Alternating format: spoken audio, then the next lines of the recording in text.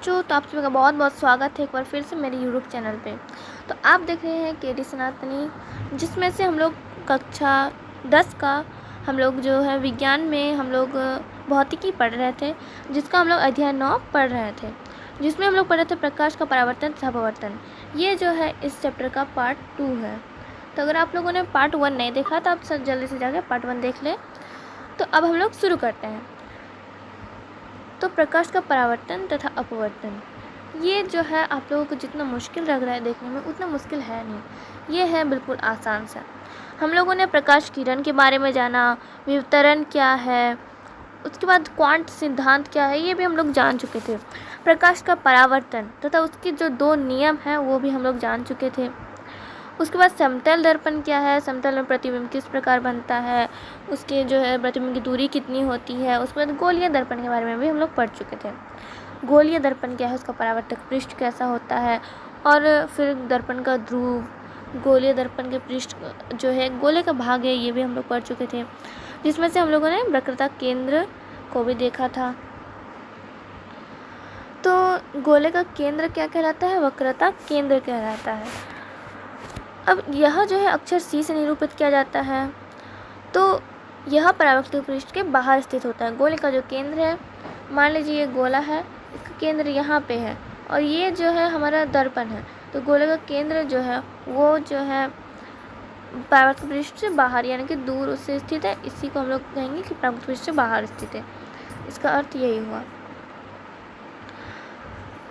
अब अवतल दर्पण का वक्रता केंद्र परावर्तक पृष्ठ के सामने स्थित होता है। ये अवतल दर्पण है, ये अवतल दर्पण है, तो इसका जो है केंद्र होगा ये दर्पण के आगे स्थित होगा, और ये चूँकि हमारा उत्तल दर्पण है, इसका केंद्र जो है दर्पण के पीछे यानी कि यहाँ पे स्थित होगा। इस प्रकार होगा ये चीज़। आगे हम लोग देखते हैं क्या है। उत्तल दर्पण में यह दर्पण परावर्तक पृष्ठ के पीछे स्थित होता है। ये हमारा परावर्तक पृष्ठ इस साइड जो है, ये इस दर्पण का इस साइड जो है परावर्तक पृष्ठ है।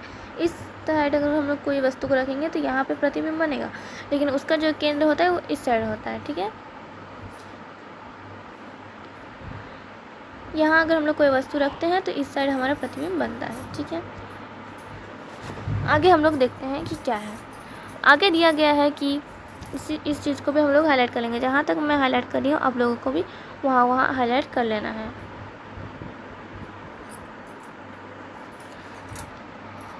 गोलीय दर्पण का परावर्तक पृष्ठ जिस गोले का भाग है उसकी त्रिज्या दर्पण की वक्रता केंद्र कहलाती है। ये चीज़ देखिए, गोलीय दर्पण का परावर्तक पृष्ठ जिस गोले का भाग है उसकी त्रिज्या को क्या कहते हैं, वक्रता त्रिज्या कहते हैं। मान लीजिए कि ये एक गोला है, तो इस गोले का जो केंद्र है, तो यहाँ पे अगर ये गोला है, इसका केंद्र है, तो इसकी त्रिज्या भी होगी। तो इसका जो त्रिज्या होगा वो हमारा कहलाएगा वक्रता त्रिज्या।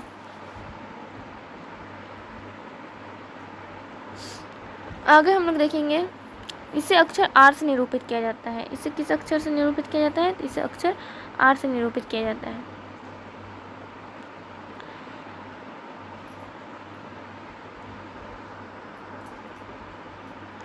ध्यान दीजिए कि पीछी दूरी वक्रता त्रिज्या के बराबर है। गोलीय दर्पण के ध्रुव तथा वक्रता त्रिज्या से गुजरने वाली एक सीधी रेखा की कल्पना कीजिए। इस रेखा को दर्पण का मुख्य अक्ष कहते हैं। जो केंद्र होता है उसके जो है सीधी रेखा उसमें से गुजरती है, उसे हम लोग क्या कहते हैं, मुख्य अक्ष। मुख्य अक्ष दर्पण के ध्रुव पर अभिलंब होता है। दर्पण का जो ध्रुव है, ये दर्पण है, इसका ध्रुव यहाँ पे है। इस दर्पण का जो ध्रुव है, मुख्य अक्ष इसके जो है दर्पण के ध्रुव में अभिलंब होता है। इस ध्रुव में अभिलंब होगा मुख्य अक्ष। ये हो गया मुख्य अक्ष। सर्वप्रथम कागज सुलगना प्रारंभ करता है और धुआं उठने लगता है। आइए दर्पण के संबंधित एक महत्वपूर्ण शब्दों को इस क्रियाकलाप द्वारा समझिए। सर्वप्रथम कागज सुलगना प्रारंभ करता है और धुआं उठने लगता है। अंततः यह आग भी पकड़ सकता है। यह क्यों जलता है? सूर्य से आने वाला प्रकाश दर्पण के द्वारा एक तीक्ष्ण चमत्कार बिंदु के रूप में अभिकेंद्रित होता है। वास्तव में कागज की शीट पर प्रकाश का यह बिंदु सूर्य का प्रतिबिंब है। जब हम लोग धूप में किसी कागज़ को रखते हैं और उसमें अगर कोई किसी भी चश्मे का या फिर कोई लेंस रखते हैं तो जो सूर्य का किरण उसमें आता है, जो सूर्य का किरण उसमें आता है तो वो कागज़ क्या होता है, जलने लगता है। ये जो कागज़ हमारा जलने लगता है, तो ये क्यों होता है? ये इसी कारण होता है क्योंकि जो है हमारा दर्पण होता है वो जो है सूर्य के प्रकाश को केंद्रित कर देता है, जो एक ही बिंदु पे वो सारा प्रकाश गिरता है, इसलिए वो जो है कागज़ जलने लगता है। यहाँ पे यही क्रियाकलाप दिया गया है। आगे देखेंगे। इस प्रेक्षण को एक किरण आरेख में समझने का प्रयास करें।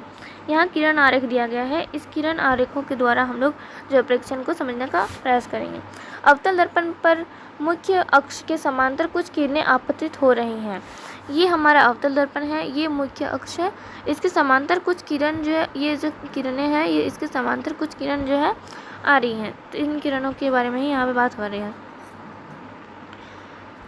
तो अवतल दर्पण पर मुख्य अक्ष के समांतर कुछ किरणें आपतित हो रही हैं।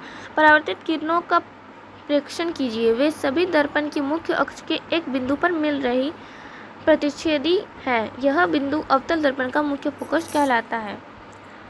वे सभी दर्पण की मुख्य अक्ष एक बिंदु पर मिल रही प्रतिच्छेदी है।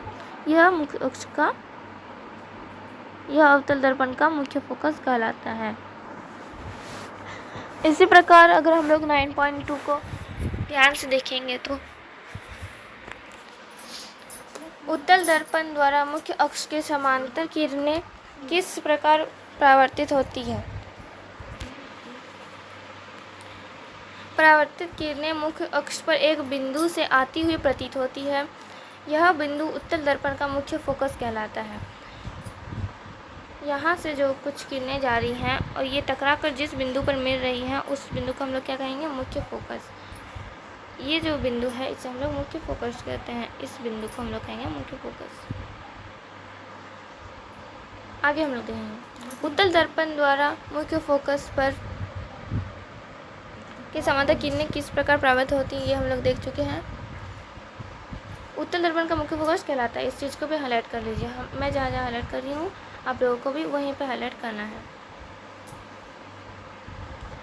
मुख्य फोकस को अक्षर F द्वारा निरूपित किया जाता है। मुख्य अक्ष को किस अक्षर द्वारा, ये जो हम लोग जब कुछ क्वेश्चंस बनाएंगे तो ये इसमें काम आएगा। गोलीय दर्पण के ध्रुव तथा मुख्य फोकस के बीच की दूरी को फोकस दूरी कहते हैं। गोलीय दर्पण का जो ध्रुव होता है तथा फोकस के बीच की दूरी को फोकस दूरी कहते हैं। दर्पण का ध्रुव, ये हमारे दर्पण का ध्रुव है,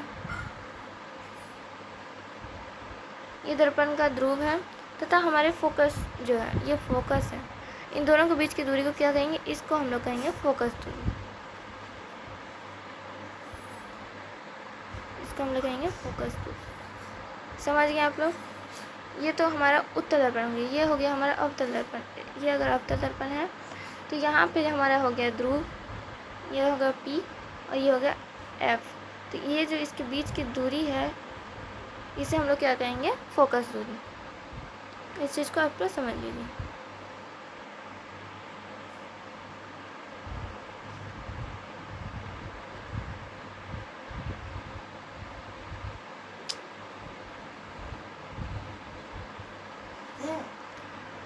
इसे अक्षर से स्मॉल f द्वारा निरूपित करते हैं।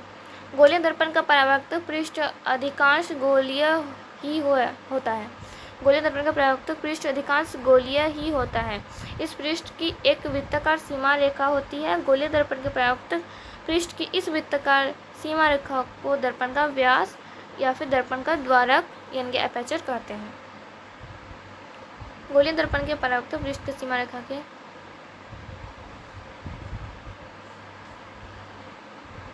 इसे क्या कहते हैं, एपर्चर। इंग्लिश में एपर्चर कहते हैं, हिंदी में से दर्पण का द्वारक कहते हैं। दूरी mn द्वारक को निरूपित करता है। यहाँ देखिए यहाँ mn दिया गया है। ये चीज़ हमें जो ये हो गया m और ये n, यानी कि ये जो चीज़ है ये हमारा दर्पण का द्वारक है। ठीक है।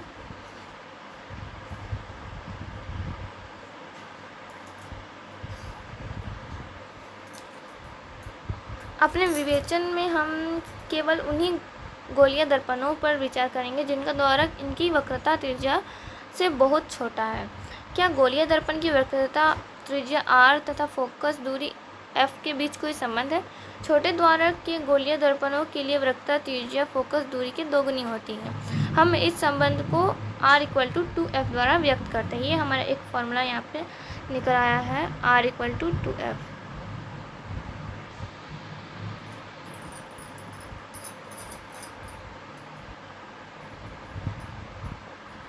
यह दर्शाता है कि किसी गोलीय दर्पण का मुख्य फोकस उसके ध्रुव तथा वक्रता केंद्र को मिलाने वाली रेखा का मध्य बिंदु होता है। जहाँ जहाँ मैंने हाईलाइट किया है आप लोगों को समझ में आ गया होगा कि ये कहा गया है कि छोटे द्वारक के गोलीय दर्पणों के लिए वक्रता त्रिज्या फोकस दूरी की दोगुनी होती है। मतलब जो हमारा वक्रता त्रिज्या है, जो हमारा r है वक्रता त्रिज्या, वो फोकस दूरी जो हमारा, मान लीजिए ये हमारा दर्पण है, इसका फोकस यहाँ पे है f, यहाँ पे है p, ये हमारा होगी फोकस दूरी, ये चीज़ फोकस दूरी है। और जो c तक है r, यानी कि c इसके आगे है तो ये हो गया c, ठीक है r। तो ये जो r जो है 2f = r, इसका क्या हो जाएगा 2f = r।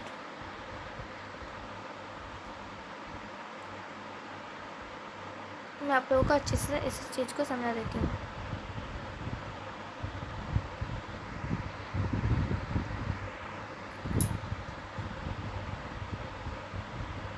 यहाँ जो दर्पण का पिक्चर दिया है मैं आप लोगों को इस चीज़ से समझा देती हूँ। देखिए ये हमारा है उत्तल दर्पण, ये हो गई हमारी, ये हो गया हमारा f, ये हो गया हमारा c।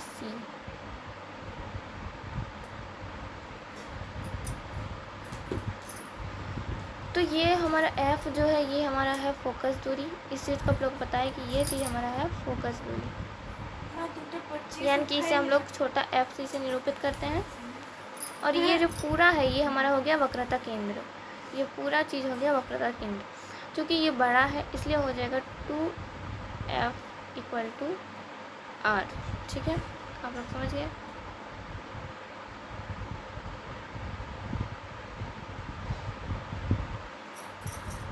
तो हम लोग आगे देखते हैं गोलीय दर्पणों द्वारा प्रतिबिंब बनना। गोलीय दर्पण प्रतिबिंब किस प्रकार बनता है, अब हम लोग इस चीज़ के बारे में जानेंगे। तो इस चीज़ जो है हम लोग नेक्स्ट वीडियो में जानेंगे। आज के लिए इतना ही। तो अगर आप लोगों को वीडियो अच्छा लगा हो तो चैनल को लाइक करें और सब्सक्राइब करें। Thank you so much for watching full video.